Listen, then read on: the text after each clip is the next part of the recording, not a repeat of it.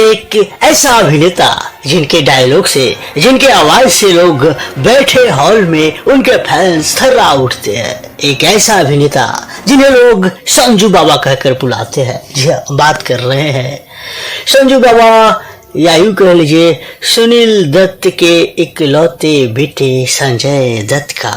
आज इस वीडियो में जानेंगे बायोग्राफी ऑफ संजय दत्त। संजय दत्त कैसे फिल्मों में आया, संजय दत्त अपने रियल लाइफ में कितना शादी किया, या यूं समझ लीजिए संजय दत्त के बारे में संपूर्ण कहानी जानेंगे। तो ये वीडियो आखिरी तक जरूर देखिएगा क्योंकि ये मजेदार होने वाली वीडियो है। संजय दत्त का जन्म 29 जुलाई 1959 को माया नगरी मुंबई में हुआ था। संजय दत्त का असली नाम संजय बलराज भट्ट है, पर जैसा कि हम सभी जानते हैं कि फिल्म इंडस्ट्री में नाम बदलने की प्रथा है, तो उन्होंने भी अपना नाम बदलकर संजय दत्त कर लिया। संजय दत्त की पढ़ाई में ज्यादा रुचि नहीं थी। उन्होंने अपनी शुरुआती पढ़ाई द लॉरेंस स्कूल मुंबई और आगे की पढ़ाई एल्फिंस्टन कॉलेज में की। उनके पिता मशहूर अभिनेता और डायरेक्टर भी रहे हैं जिनका नाम सुनील दत्त है, और माता अपने समय की मशहूर नायिका नारगिस दत्त है। इनकी दो बहनें हैं, प्रिया दत्त और नम्रता दत्त। संजय दत्त का अगर फिल्मी सफर की बात करें तो संजय दत्त अपने माँ बाप को पर्दे पे देखते देखते उनकी भी रुचि एक्टिंग या यूं समझ लीजिए अभिनय में हो गया। वैसे तो उन्होंने अपनी पहली प्रस्तुति फिल्म रेशमा और शेरा 1972 में आया फिल्म में किए थे, पर इस फिल्म में उनका बहुत छोटा सा रोल रहा। सुनील दत्त और उनके नारगिस के बेटे होने के बावजूद भी उन्हें अपना नाम कमाने में काफी वक्त लगा गए। उन्होंने मेन लीड के तौर पर अपना शुरुआती 1981 में फिल्म रॉकी से किए, जो कि बहुत बड़ी हिट रही। मगर इस फिल्म के पर्दे पर आने से पहले ही उनकी मां इस दुनिया को अलविदा कह गई, जिसका संजय के जीवन में बहुत प्रभाव पड़ा। अपनी मां के बेहद करीब होने के कारण संजय अपनी मां के देहांत का दुख सहन नहीं कर पाए और कुछ बुरी संगतियों में आकर उन्होंने शराब और ड्रग्स लेना शुरू कर दिए। पर यह आदत उन्हें इतनी बुरी तरह लग चुकी थी कि इसके चलते वो पहली बार जेल भी गए। इसको छुड़वाने के लिए उन्हें रिहाब सेंटर भी भेजा गया। 5 महीने के लंबे अंतराल के बाद आखिर संजय ने अपनी इस आदत से निजात भी पा लिया और अपने काम पर ध्यान देने लगे।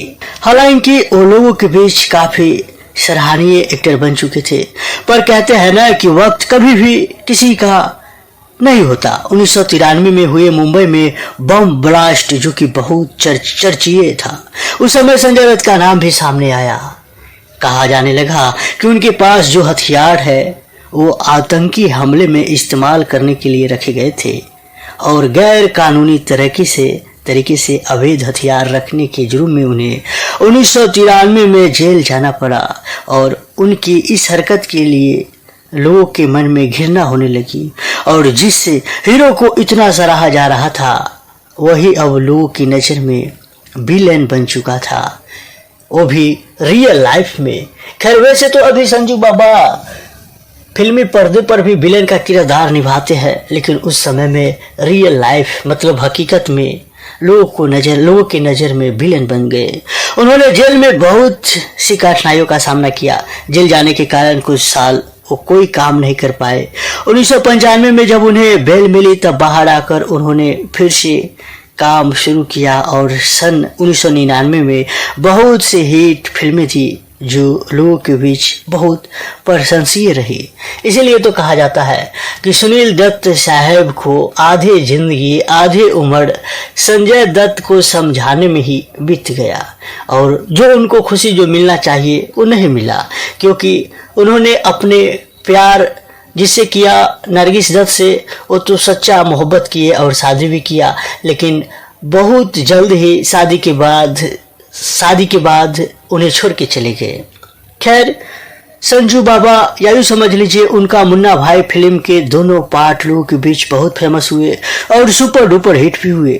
फिर 2006 में केस दोबारा रीओपन हुआ तो फिर उन्हें जेल जाना पड़ा और उन्हें जल्द ही बेल मिल गई, और यह भी साबित हो गया कि उनका आतंकी मामले में कोई हाथ नहीं है। पर अवैध हथियार रखने के जुर्म में उन्हें 2013 में फिर से 5 साल की सजा सुनाई गई, पर वह पहले ही काफी वक्त जेल में बिता चुके थे, तो सजा घटा दी गई। उनके अच्छे बर्ताव की वजह से उन्हें जेल में 102 दिन पहले ही 25 फरवरी यानी 2016 को रिहा कर दिया गया। खैर, संजू बाबा की निजी जिंदगी की बात करें तो इन्होंने 3 विवाह किए हैं। उनका पहला विवाह ऋचा शर्मा से हुआ, लेकिन ब्रेन ट्यूमर होने के कारण उनकी 1996 में मृत्यु हो गई थी। और उनकी ऋचा की एक बेटी है त्रिशाला, जो अपने नाना नानी के साथ यूएस में रहती है।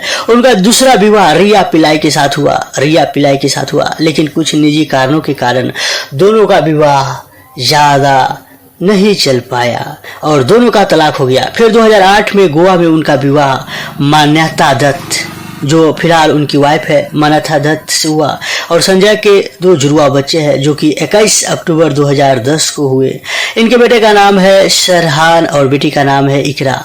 साथ ही संजय दत्त खुद बताते हैं कि उनका शादी